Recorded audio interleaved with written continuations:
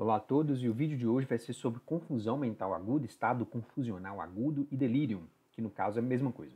Lembrando, pessoal, para curtir, comentar, se inscrever no canal, ativar a barra de notificação, que sempre estou lançando novos vídeos importantíssimos para quem trabalha em plantão.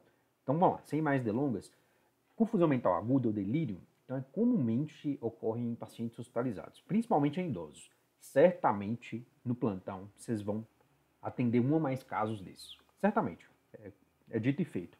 E em até 30% dos pacientes idosos internados com alguma doença aguda, e vai desde pós-operatório até alguma infecção, eles vão desenvolver. Lembrando, pessoal, que até 40, 70% dos casos não é diagnosticado e a gente passa batido mesmo. Então, atribui que a confusão mental, a sonolência é por causa de privação de sono, efeito colateral de alguma medicação, e a gente tem que pensar em delírio, tá? Em confusão mental aguda, um diagnóstico importantíssimo, e o paciente corre risco de vida se você não reconhece e retira a causa do delírio, da confusão mental.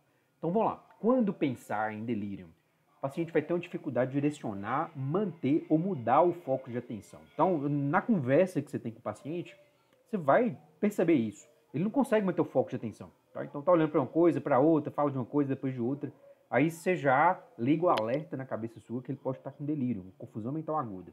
Tem uma desorientação no tempo e no espaço. Então pergunta para ele que dia é hoje, onde ele está. Vai ter um déficit de memória, você pode perguntar por isso, né? Durante o discurso do paciente você consegue perceber. Pode ter alteração de linguagem, percepção. Então às vezes tem até algumas percepções erradas. Acha que um vulto é uma pessoa, por exemplo, acha que é algum tipo de animal, é comum, tá? Então pode ter essa alteração de percepção e habilidade visoespacial também. E agitação psicomotora ou letargia. Então, a agitação psicomotora é comum. Em geral, eles intercalam períodos, né, de agitação e calma. E a letargia, que seria aquele delírio hipoativo, o paciente fica sonolento, prostrado. Então, é importante vocês reconhecerem isso. E claro, gente, uma apresentação aguda, de horas a dias, sempre desencadeado por alguma doença clínica aguda, tá? Como eu falei, um pós-operatório, uma infecção. Qualquer doença clínica que o paciente precisa internar pode desencadear, sim, em um idoso, um quadro de delírio.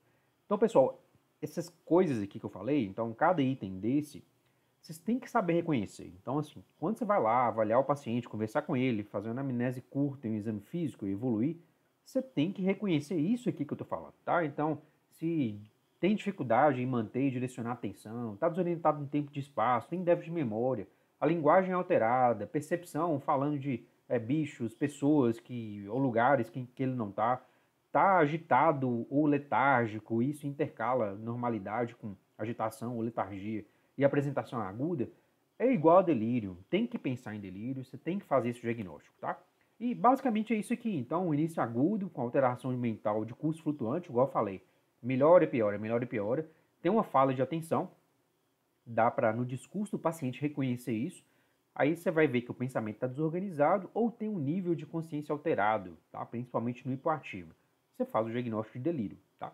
Importantíssimo. Pensou nisso, fez o diagnóstico de delírio, tem uma série de etapas e passos que a gente tem que seguir para tentar dar a melhor condição possível para esse paciente recuperar e não ter um risco da gente perdê-lo, tá? Lembrar disso. Então, sempre vai fazer o ABCDE, por mais que o paciente esteja ali confuso ou conversando, faça o ABCDE, tá? É obrigatório. O paciente pode ter uma instabilidade ali que de repente você não percebeu. Então, olha se as vias aéreas estão pérvias, se não tiver fastinite ou Jautrust, olha se o B tá bom, se não tiver uma insuficiência respiratória, manter saturação, esforço respiratório mesmo que leve, oferte oxigênio, olha o C. Comumente esse paciente está chocado, tá? Cuidado com isso, é um dos mais perigosos. Se ele estiver chocado, você vai ter que estabilizar a pressão dele e depois descobrir a causa. E olha o D, que obviamente vai estar alterado, um Glasgow no máximo 14, já que tem uma confusão mental, mas você é obrigado a olhar, tá? Então faça o ABCD primário, estabilize o paciente e depois continue a condução do caso de delírio, tá? Sempre faça uma glicemia. Então, hipo e hiperglicemia são causas comuns e graves de delírio. Se você deixar uma hipoglicemia ou hiperglicemia passar, o paciente pode ter consequências sérias. Então, todo paciente com delírio, faça a glicemia capilar assim que você chega no D, no ABCD primário, tá? Se tiver com hipoglicemia, você vai dar uma glicose, ou seja, glicemia menor que 60 ou 70, soro glicosado hipertônico, 40 a 60 ml, e fazer profilaxia de Wernicke-Korsakoff, tá? Então aqui, ó, vai tratar 40 a 60 ml de glicose hipertônica. Se tiver fator de risco para deficiência de tiamina, em geral alcoólatra ou desnutrido, você vai fazer a profilaxia de Wernicke com tiamina, 100 mg IV ou IM, tá? Lembra que isso aqui é fácil de prevenir, mas quando uma vez instalada pode ter sequelas definitivas, tá? Se não tiver a tiamina, vai fazer citoneurin, 5.000 unidades intramuscular, ou 5 ampolas de complexo B em 100 de soro e corre livre na veia. Essas duas formas aqui são ajeitos, tá?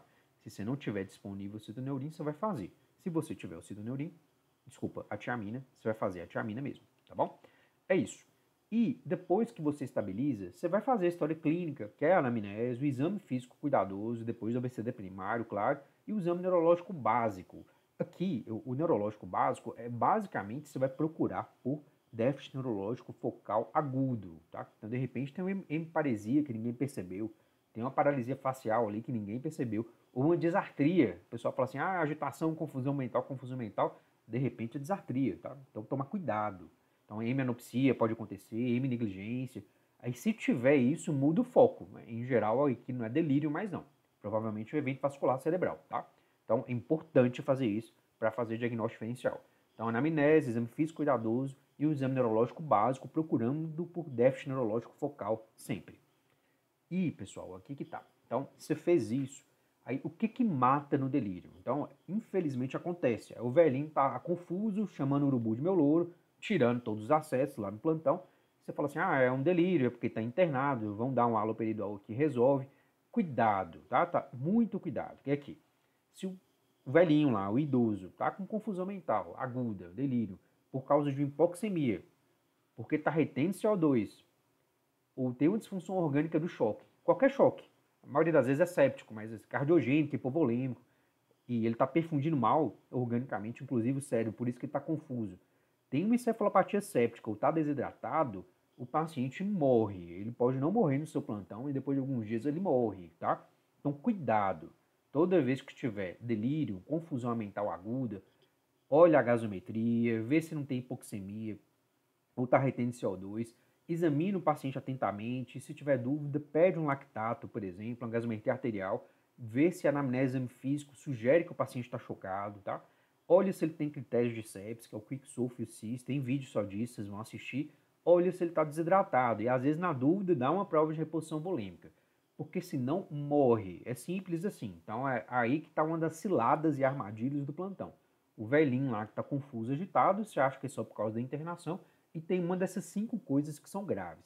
Esse é o principal recado que eu tenho que passar nesse vídeo de hoje, tá? Então, não passa, é melhor aprender no amor do que na dor. Então, lembra-se disso em todo paciente que tiver um quadro de delírio, tá? Vai fazer glicemia, então você vai ver se tem hipoglicemia, se tem cetoacidose diabético ou estado hiperosmolar não cetótico. Tem vídeo só disso, tá? Então, lembrar que vocês têm que saber conduzir isso. Infecção em idoso, às vezes não está séptico ainda do paciente, não fecha o critério de sepse, mas está confuso, tem uma confusão mental aguda. Idoso tem que procurar a infecção, é igual a procurar a infecção. Pneumonia, então pede pelo menos um raio-x de tórax, PA, perfil, se não tiver condição, AP. Infecção urinária, tem que pedir urina rotina urocultura. Infecções intraabdominais, peça um ultrassom de abdômen, se tiver um anamnese físico sugestivo disso, tá? Se não tiver, a maioria das vezes a gente concentra em outros focos. Infecção de parte mole, então é importante você fazer uma exposição desse paciente. Porque se tiver lá uma baita de uma úlcera sacral, infectada, cheia de necrose, fétida, o paciente vai complicar. Ele vai fazer sepsis e a confusão mental dele tá nisso aí, tá? E morre mesmo. Então, você deixar uma infecção não tratada, certamente ele vai fazer sepsis, se é que não fez, e o paciente vai evoluir mal, tá? Então lembra, eu tô passando aqui, o que tem que passar na sua cabeça na condução de um paciente com delírio. Lembre que dessas 5 causas que matam mais imediatamente, da glicemia, que pode ser hipo e hiperglicemia severas, das infecções que você tem que rastrear e, se tiver, começar o tratamento prontamente, tá? Aí vem as coisas um pouco mais raras, mas você tem que ter, tá? Então vai pedir uma bioquímica completa, um exame, um pacote básico laboratorial que tem sódio, tá? Então, uma hiponatremia severa menor que 120 ou hipernatremia severa, em geral, maior que 150, por exemplo, é o paciente que começa a ter confusão mental, tá? E é comum demais, chega no pronto-socorro. Não é tão comum quanto os slides anteriores, mas é uma causa comum de confusão mental aguda, de delírio. Então tem que checar o sódio sérico. Essas aqui são mais raras, então pega sim hipercalcemia, mas é raro. Vai pegar no plantão. A última vez foi um hiperparatiroidismo que eu peguei, fazendo confusão mental. O cálcio sérico lá, 1,7, bem alto, né? Um cálcio ionizado. Mas é raro. Hipernatremia, quase todo dia chega lá, tá? Agora cálcio é mais raro, mas acontece. Essas outras aqui, pessoal, vou ser bem sincero. A literatura descreve mesmo que um cálcio magnésio baixo, fosfato muito baixo, pode levar a um estado confusional agudo. Na prática, você não vê muito isso. É comum. Esses 3 distúrbios eletrolíticos são comuns na prática, mas a ponto de dar delírio, a gente não vê muito, tá? Mas tem que lembrar. Então, o paciente tem delírio lá que você não sabe o que é, procura, não acha. Olha se tem hipocalcemia, hipomagnesemia e hipofosfatemia severa. Não é comum na prática, não, mas é que esses pacientes que você não acha a causa da confusão mental, vai procurar, tá? Encefalopatia urêmica, importantíssimo. Tem que ter uma ureia creatinina. Vem lá uma ureia de 300. É claro que está fazendo encefalopatia urêmica. Então vai delirar mesmo. Chama nefro, muitas vezes dialisa. Depois de alguns dias, 2 dias da diálise, o paciente melhora, tá? Então tem que fazer. Se você deixar lá a ureia 300 subindo 400, ele morre de uremia, tá? Encefalopatia hepática, muito comum também. Então, paciente cirrótico faz lá, por exemplo, uma dieta com muita proteína, faz uma hipopotassemia, ou então fica constipado, eles chegam com encefalopatia hepática, todo confuso lá, e você trata, é fácil de tratar. Clistela, lactulose, a maioria dos pacientes respondem muito bem. Então tem que reconhecer. Então pede um hepatograma mesmo, TGO, TGP, atividade trotomina, proteína total fração, gama-GT, fosfatazocalina, vê a história do paciente, se for cirrótico, você vai fechar isso aí. Encefalopatia de Wernicke, que tá, ó. É difícil a gente fazer esse diagnóstico. Você dosar B1 é uma dificuldade. O negócio vai para longe, vai para grande centro, depois chega o resultado, até lá o paciente já melhorou, piorou. Então, assim, suspeitou, então tem lá uma confusão mental que você não acha causa nenhuma, não é nenhuma daquelas que eu falei, e o paciente é etilista crônico, é desnutrido, trata. É assim que funciona na prática. Porque aí você vai dar tiamina e mal não vai fazer. Então, assim, você vai gastar um pouco mais no hospital, agora sim, é virtualmente sem qualquer efeito colateral. Aí dá uma dose alta de tiamina, em geral 500mg intravenoso, intramuscular de 8 em 8, primeiro e segundo dia, depois 250mg de 8 em 8 por 5 dias, tá? 3 a 5 dias. Aí esse seria o tratamento para encefalopatia de Wernicke. Então não é comum a gente ver isso, fazer esse diagnóstico. Você perde, claro, o paciente, você dá alta para ele muda de setor, então você perde essa referência, se ele melhorou ou não, com esse tratamento de encefalopatia de Wernicke, mas faça. Então, você não achou nenhum daquelas outras causas de delírio, trata, e tiver fator de risco, claro, etilista, desnutrido, trata dessa forma, e mal você não vai fazer, e se for Wernicke, você vai estar salvando o prognóstico neurológico desse paciente, tá? E endocrinopatias, que é TSH e T4, então crise tireotóxica, um hipotireoidismo importante, ou uma insuficiência adrenal, é uma causa descrita sim de confusão mental aguda e delírio. Pessoal, pouco provável, tá? Então a gente acaba deixando para pedir esses exames só nos pacientes que não tem outras causas óbvias, né? Que a gente já passou nos slides anteriores de delírio. Raro. Você falar que eu vi um hipertiroidismo que deu uma confusão mental aguda, foram poucas vezes nos plantões, tá? Acontece, é descrito, mas é poucas vezes. Você vai dar prioridade para as outras causas que a gente discutiu aqui, tá? Efeito adverso de medicação, importantíssimo. Então, 30% dos casos é por causa de medicação. Em geral, paciente idoso, com polifarmácia, e tem muitas medicações mesmo que podem causar confusão mental aguda. Agora, essas aqui de longe são as mais comuns, então sempre vai checar na prescrição. Opioide, então principalmente meperidina, mas morfina, codeína, tudo pode dar em idoso, tá? Cefalosporina, cefepime é uma causa conhecida de encefalopatia, o paciente fica confuso. Fluoroquilononas, claro que a gente está usando menos, né? Mas está lá, usando cipro, levofloxacina, então pode acontecer. Anticonvulsivante, antidepressivo, olha lá, às vezes não dá para suspender isso aí, mas pode ser sim uma causa de confusão mental, tá? Aqui é raro a gente ver, tá? Então essas aqui são comuns, causas comuns de medicação. Agora, falar que eu vi com beta-bloqueador, muito raramente pensar nisso, tá? Diurético mais porque desidratou. Tá? Metronidazol dá mais assim, aquela epigastralgia, aquele gosto metálico na boca, é difícil dar um caso de confusão mental aguda, mas pode acontecer. É diurético de novo, digoxina, tem as intoxicações que são relativamente comuns. A gente está usando cada vez menos, né, digoxina, tem uns casos específicos lá de indicação, é muito menos que antigamente, alguns 20 anos atrás, mas são essas as medicações mais comuns, tá? E se nada disso é a causa do delírio do paciente, vão pensando que é comum, gente. O idoso em pós-operatório, O idosinho lá, frágil, faz uma fratura de fêmur, ortopedia opera, dito e feito, vai fazer delírio mesmo. Então, assim, não tem muita coisa a fazer. A não ser verificar se nenhuma daquelas outras causas nos slides anteriores não estão sendo a causa do delírio. Porque é uma infecção, você passou batido, falando que era um pós-operatório, o paciente morre, tá? Então você investiga tudo, não é nada, é a causa óbvia. Um paciente idoso com um pós-operatório de uma cirurgia grande, tá? Suspensão abrupta de benzodiazepínico, nunca faça, tá? Sempre se reduz. O que é de idoso que usa, por exemplo, clonazepam, Rivotril, aí você vai diminuindo as gotas, né, e fazendo a retirada gradual, em geral, quando ele manda ele para casa, nunca suspende de uma vez. Antidepressivo também não, tá? A não ser que você entubou, tá ventilando na ventilação mecânica sedada e não precisa de antidepressivo. Mas não foi esse caso, você deixa o antidepressivo que ele já usava, tá? E sim de abstinência alcoólica, que é menos comum no idoso, mas pode acontecer. Tem que pensar nisso, tá? Então é isso. Pessoal, são muitas causas e no quente do plantão, o plantão às vezes é caótico. Então é diferente do livro, do artigo científico, que tudo é controlado, tudo é ideal. E passa isso pra gente como se fosse a nossa realidade. Não é, tá? Então, o que eu quero que vocês façam? Façam um checklist mesmo com todas essas causas de delírio que eu coloquei nos slides anteriores e chequem. Tá lá com o paciente confuso, chamando o urubu do meu louro no plantão, comece a checar todas aquelas causas. Uma hora você vai descobrir qual a causa, tá? Se for mais raro, pede lá. Então, vai que é uma insuficiência adrenal, impressiona seu chefe lá pedindo isso. Mas é pouco provável. Em geral, uma daquelas coisas lá que a gente falou, aquelas outras causas, tá? Então, faça um checklist, porque passa batido mesmo. Ela fala assim, eu lembrei de síndrome de Wernicke. Cara, você tá lá de plantão, atendendo 20, 30 pacientes, 12 horas de plantão, não lembra.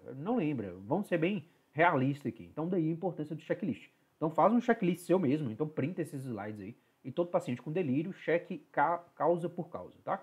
É isso, diagnóstico diferencial. O que eu tenho que pensar? Em transtorno depressivo. Então, às vezes, delírio hipoativo, na verdade, é uma depressão, tá? Aí chama psiquiatria, em geral é idoso, chama geriatria e começa um antidepressivo, tá? Então, é difícil, tem que ter um feeling clínico bom pra gente saber o que é uma coisa e o que é outra, tá? Mas uma diagnóstico diferencial importante. Surto psicótico, às vezes é bem claro.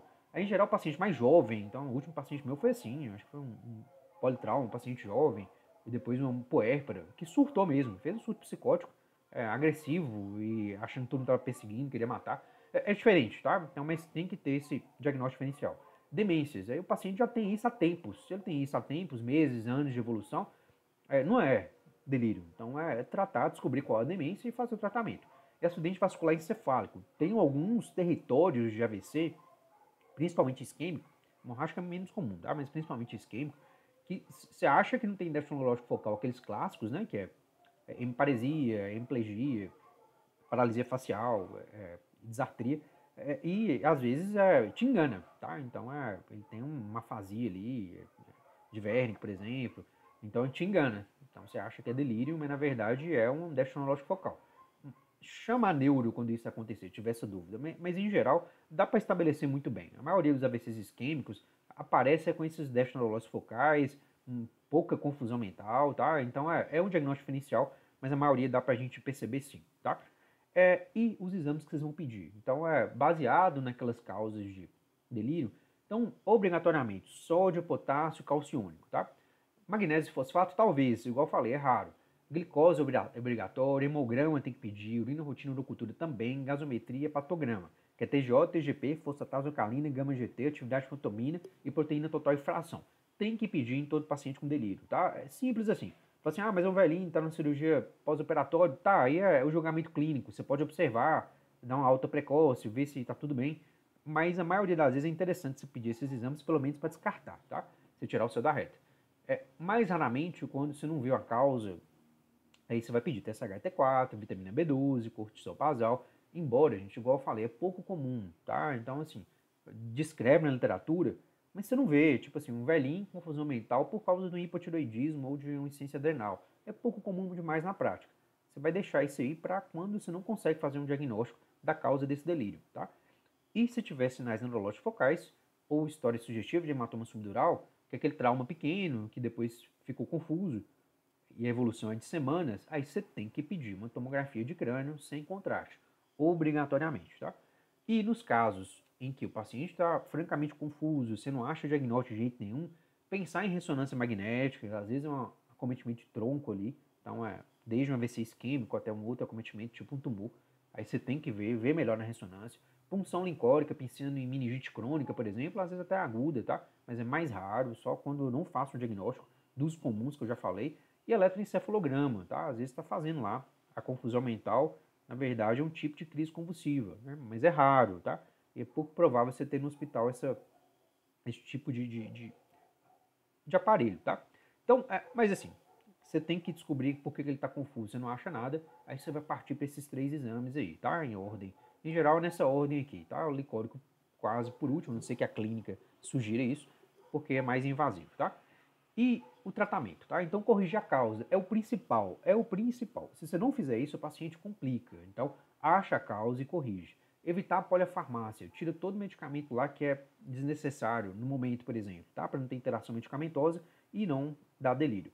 Vai conter o paciente no leito somente em último caso, quando ele tem risco de puxar os acessos, cair do leito. Aí não é ideal, não, conter, mas você vai ter que conter, porque senão ele vai machucar.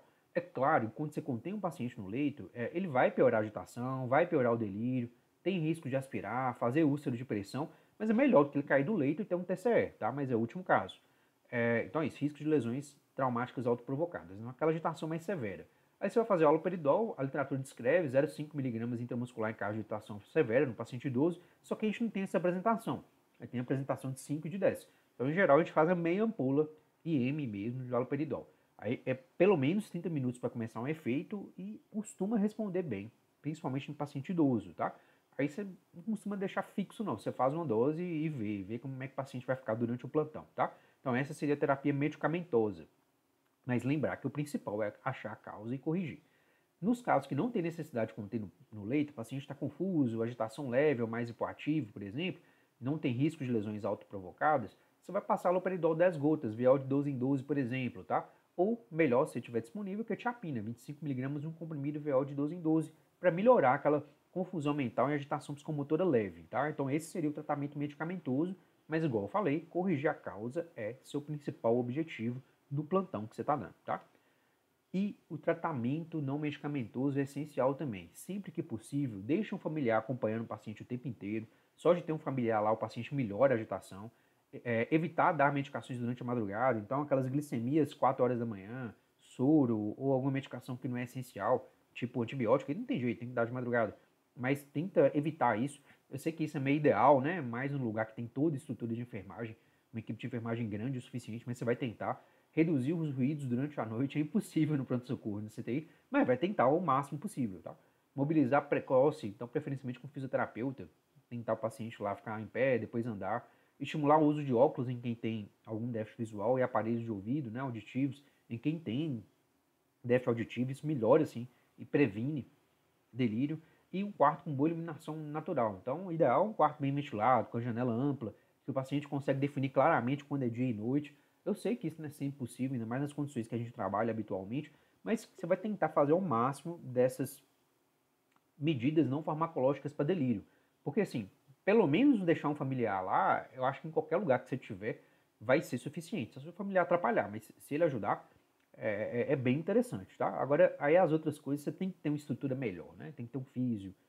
Outra coisa, então pedir para trazer um óculos, um aparelho auditivo. Então, essas duas coisas aqui, acho que qualquer lugar que você tiver, você consegue. As outras, você vai depender de alguma estrutura, tá? Principalmente de enfermagem e de hospital mesmo, de estrutura hospitalar. É isso. Pessoal, então esse é o vídeo de hoje. Espero vocês nos próximos vídeos. Bom plantão e bons estudos.